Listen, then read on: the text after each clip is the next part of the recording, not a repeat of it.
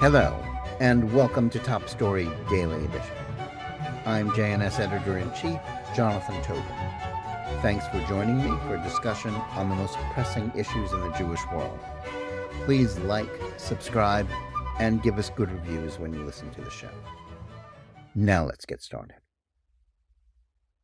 Sound of Freedom is the film that the chattering classes are encouraging you not to see. NPR says its success is due to support from the shadowy QAnon extremist group. It's been blasted by The Guardian as QAnon adjacent, and was linked to blood libels and conspiracy theories by a JTA article.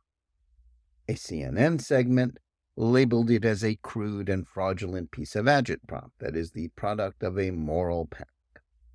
The kind of movie that enlightened and educated people are supposed to avoid at all costs. And yet, somehow in this season of Hollywood blockbusters, it is Sound of Freedom, a movie shot on a slim budget 5 years ago and distributed by a fledgling independent studio that is largely associated with marginal religious content, that is the surprise runaway hit of the summer. Describing the exploits of real-life former Homeland Security Department agent Tim Ballard in combating the sexual trafficking of children, it sold $148 million in tickets at theaters since its release on July 4th. That put it in third place during the month in box office receipts, trailing only the massively promoted Barbie, $351 million, and Oppenheimer, $174 million. And actually soundly beating the two other major studio releases, the latest editions of the Mission Impossible and Indiana Jones franchises, despite being shown on fewer screens than all of those films. This success of a movie that has been trashed by the corporate media and whose star, actor Jim Caviezel, has given evidence of being an extremist is troubling to those who clearly view it as a product of right-wing nutcases. This is a film that the entertainment establishment sought to shelve and then treated with disdain.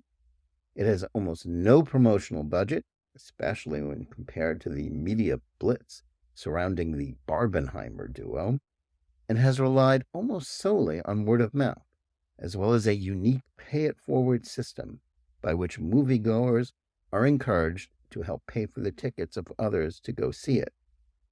So, for Sound of Freedom to have not merely gained an audience, but to have created a genuine groundswell of support from the public, must say something terrible about America in 2023. Or does it? Stripped of the efforts to besmirch the filmmakers and even its audience, it's clear that the anger about the movie's success is mainly a function of the role that politics play in contemporary popular culture.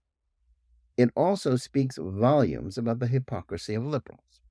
They denounce the treatment of children when it can be pinned on one of their principal political demons, former President Donald Trump, but they prefer to put down the concern Sound of Freedom raises about child trafficking to the paranoia and extremism of a vast swath of the public that they still think of as deplorables. The truth about the film and the story it tells has been largely obscured by the furious commentary it has engendered. Though efforts have been made to besmirch Ballard by those seeking to hurt the film, he is someone who has dedicated his life to tracking down those who profit from child pornography and then seeking to rescue children who have been trafficked. While his story has been adapted, as is the case with many movies, to create an easily understood and more dramatic narrative, the film is by no means disconnected from the truth. The result is a picture that is compelling, but still in many ways a conventional true crime story, action-adventure thriller. Though the basic premise concerns the most shocking and disturbing crimes imaginable, the audience is, thankfully, never directly confronted with them. Instead, much like films of an earlier era, when violence and sex were implied rather than thrown onto the screen, Sound of Freedom only hints at the horrors of the trafficking of children. Indeed, a New York Times review seemed to disparage it for pulling its punches when it came to explicit depictions of such terrible things, and wondered if it stemmed from filmmaker Alejandro Monteverdi's scrupulousness or lack of inspiration. What is completely missing from Sound of Freedom are the elements that skeptical audience members, primed by the negative accounts about conspiracy mongering and extremist adjacent narratives, to expect: anti-Semitism or anything resembling a political agenda.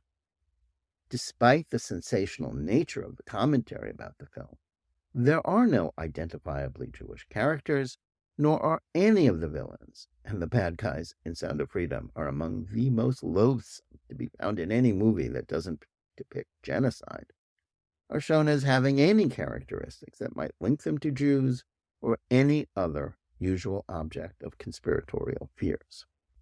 One element that is indisputably part of its outlook is something that some in the film industry find almost as disturbing as sex crime: faith. Both the main character and his associates speak of their faith in religion as motivating them to risk their lives, and in Ballard's case, also his career at DHS, in order to rescue enslaved kids. Though even there, the religiosity is ecumenical. Other than the fact that a Catholic medallion of St. Timothy plays a role in the plot, the identity of the faith of those shown is merely implied. Still, the film's catchphrase, "God's children are not for sale," understandably resonates with audience. But incredibly, it also seems to have made some in the liberal commentariat wonder if this is some kind of dog whistle to extremists. The only actual evidence of extremism concerns the utterances of the film's star. Ballard is portrayed by Caviezel, a veteran actor best known for his portrayal of Jesus in Mel Gibson's Passion of the Christ, and whose intense performance carries the film. Something of a loose cannon, he appeared once at an event that was linked with QAnon. He has also spewed some actual conspiracy talk about Rothschild bankers and claims that the blood of murdered children is trafficked, something that can be analogized to traditional blood libels against Jews, but Caviezel has never made that link. If one thinks that actors who say such things should be boycotted, that is a plausible rationale for avoiding Sound of Freedom. However, if you're going to take that position, consistency would require a boycott of films or shows of actors who support Palestinian blood libels against Jews. Given the scores of actors who have signed BDS and anti-Israel petitions falsely accusing the Jewish state of apartheid, anyone who adheres to that position isn't going to be able to see many current movies or television shows. Part of the effort to align Sound of Freedom with extremists is the assertion of the film's producers that major studios sought to suppress it. But the charge holds up. Film was produced under the aegis of the Latin American division of 20th Century Fox Film. When that company was bought by Disney, it shelved the film. Given the woke turn that company has taken in recent years, it doesn't require much of a leap of imagination to think that both the content and the religiosity of the film led to that decision. Sound of Freedom only reached the theaters this year because those involved in its production managed to buy it back from Disney. It then only saw the light of day because the indie studio Angel crowdsourced the funding, raising $5 million from several thousand investors who believed in the project. But what is most objectionable about the effort to take down the movie is the idea that it is sensationalizing or in some ways promoting a concern that isn't real. While no one claims that child trafficking isn't a horrible crime, the fact that QAnon, an amorphous group with a minuscule following but enormous media coverage from liberal outlets, talks about the subject seems to have rendered it out of bounds for supposedly right-thinking people. That's in spite of the fact that when the movie was in production 5 years ago, nobody had ever heard of it. What makes the issue of mass abuse of children even more important today is that the virtual open southern border of the United States, as a result of the policies of President Joe Biden, has facilitated its increase. Ironically, many on the left screamed bloody murder over the alleged abuse of children during the Trump administration and its policy of separating families that crossed the border illegally. That practice had existed under the Obama administration, but it only generated negative coverage when it could be blamed on Trump.